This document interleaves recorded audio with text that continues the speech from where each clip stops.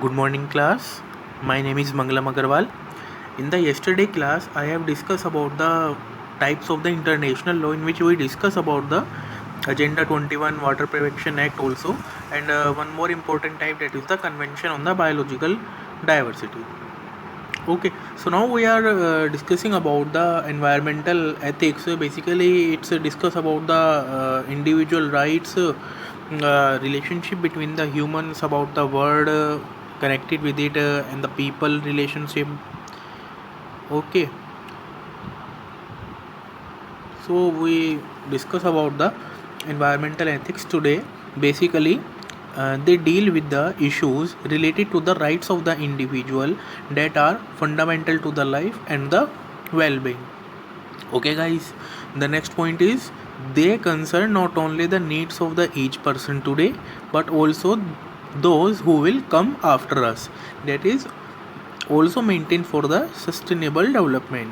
It also deals with the rights of the others living creatures that inhabit the earth. In the 1970s, philosophers began to formulate a new field called the environmental ethics. That is, environmental ethics asks about the moral relationship between the humans and the world around us, in contrast to the traditional ethics, which concern with the relationship among the people only. Okay, so now we discuss about what is the need of the environmental ethics, which is based upon some factors. So the need of the environmental ethics has arisen as a result of the following three factors. So we discuss one by one. Okay, so the first factor is new effect on the nature. In this, the modern technological civilization has been affecting the nature greatly. Therefore, we should analyze the ethical consequences on the human behavior or the activities. The second factor is to new knowledge about the nature.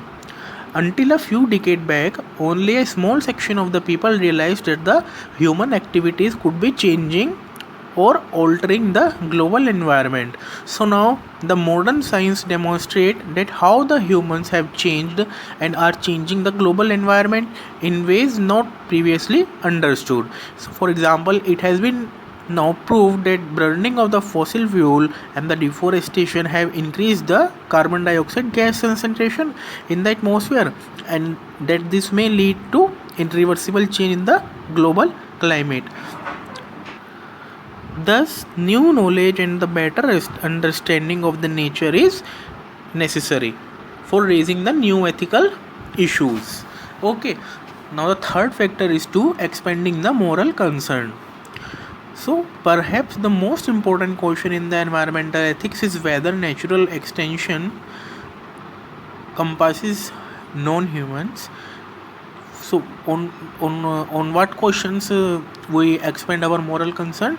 The first question is to, does the nature have rights? Do other species have rights as well? Are they moral agents or at least moral subjects? Do we have a moral obligation to leave the environment in a good condition? Our descendants, or we are at liberty to use the environmental resources to the point of the depletion within our lifetime? So these expand the concern lead to a new environmental ethics. So guys, this is about the brief introduction and factors of the environmental ethics. Okay, which is also a very important topic for your examination point of view, so you can write from there.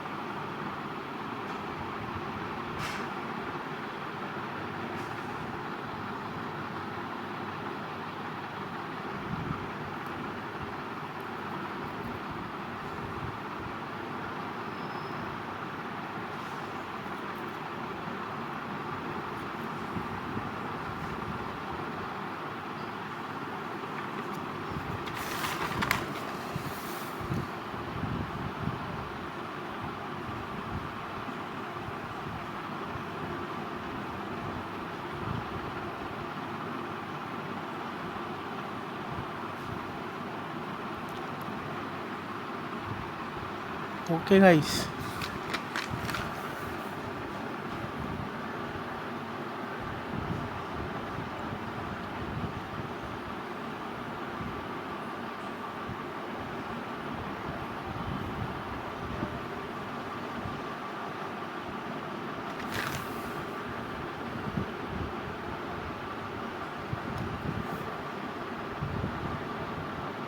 So guys, I have completed your syllabus for EMSD, that is Environmental Management and Sustainable Development.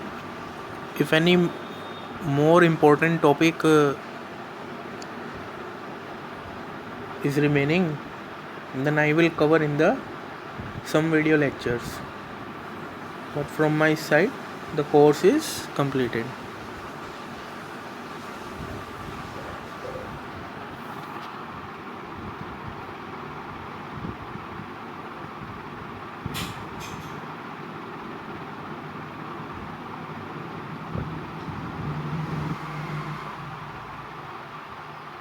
Thank you, class.